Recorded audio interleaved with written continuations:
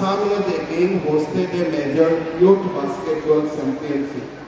This championship hosted by Assam Basketball Association under the aegis of the Basketball Federation of India.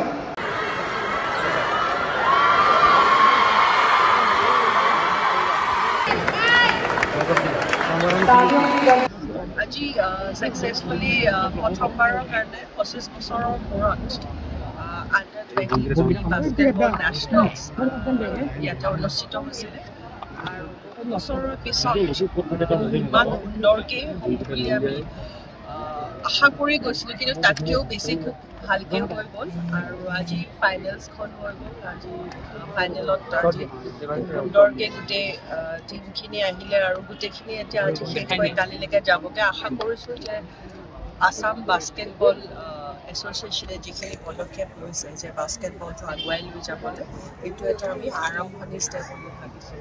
বাস্কেটবলৰ এটা এনেকুৱা পৰিৱেশ আছিলে যে বাস্কেটবলে এই পৰ্যায় পাব কেতিয়াও আমি আশা কৰা নাছিলোঁ, কিন্তু সকলোৰে প্ৰয়াস মাননীয় মুখ্যমন্ত্ৰী ডক্টৰ হিমন্ত বিশ্ব শৰ্মাৰ চৰকাৰৰ যিখিনি সহযোগিতা আৰু বাস্কেটবল ফেডাৰেশ্যন ইণ্ডিয়াই যি ধৰণে আমাক সহায় কৰিলে আমাক আণ্ডাৰ 23 প্ৰথমবাৰৰ বাবে নতুন ফৰ্মেটত বাস্কেটবলৰ নেশ্যনেল চেম্পিয়নশ্বিপ অসমত আয়োজন কৰিবলৈ তেওঁলোকে সুবিধা দিলে আৰু সেই সুবিধা গ্ৰহণ কৰি আমি চেষ্টা কৰিলোঁ সুন্দৰভাৱে আয়োজন কৰাৰ। আপোনালোকে দেখিছে 30খন ৰাজ্যই অংশগ্ৰহণ কৰিলে, 30টা পুৰুষৰ টীম আৰু 25টা মহিলাৰ টীমে ইয়াত যোগদান কৰিলে আৰু হাৰিয়ানা আৰু পাঞ্জাবে ইয়াত ফাইনেল পালে। আপোনালোকে দেখিছে তামিলনাডুৱে মহিলাক ফাইনেল জিকিলে আৰু হাৰিয়ানাই পুৰুষত ফাইনেল জিকিলে। খুব উত্তেজনাপূৰ্ণ খেল আৰু যথেষ্ট আমাৰ খেলুৱৈসকল উৎসাহিত হৈছে, আমাৰ সংগঠকসকল উৎসাহিত হৈছে।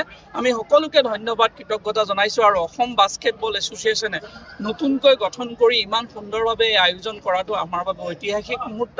আমি আশা কৰিছোঁ ডক্টৰ হিমন্ত বিশ্ব শৰ্মা ডাঙৰীয়াই যেনেকৈ খেলৰ এটা পৰিৱেশ অসমত দিছে এই পৰিৱেশক যাতে বাস্কেটবল এছ'চিয়েশ্যনে আগবঢ়াই লৈ যাব পাৰে তাৰ কাৰণে আমি চেষ্টা কৰিছোঁ। যিহেতু অসমে পাৰ্টিচিপেট কৰিছিলে অসম দলৰ পাৰফৰ্মেঞ্চ চাওক, অসম টীম আমি খুব নতুনকৈ ইয়াক বনাবৰ কাৰণে চেষ্টা কৰিলোঁ আৰু আমি খুব ভাল পালোঁ যে অসম টীমে খুব ভালকৈ প্ৰদৰ্শন কৰিব পাৰিলে, কিন্তু অসম টীমৰ আৰু প্ৰদৰ্শন ভাল কৰিবৰ বাবে আৰু বাহিৰৰ টীমসমূহৰ লগত আৰু কম্পিটিশ্যনত যাবৰ কাৰণে আমাক আৰু কিছু বস্তুৰ প্ৰয়োজন আছে, যিখিনি বিষয় আমি ইতিমধ্যে আলোচনা কৰিছোঁ যে কেনেকৈ ভাল প্ৰশিক্ষক প্ৰয়োজন হ'ব, কেনেকৈ ভাল ট্ৰেইনিঙৰ প্ৰয়োজন হ'ব আৰু তেওঁলোকক কেনেকৈ আমি বহুত জেগাৰ পৰা ভাল আমাৰ খেলুৱৈসকলক আমি উলিয়াই আনিব পাৰোঁ সেইখিনি আমি চেষ্টা কৰি আছোঁ।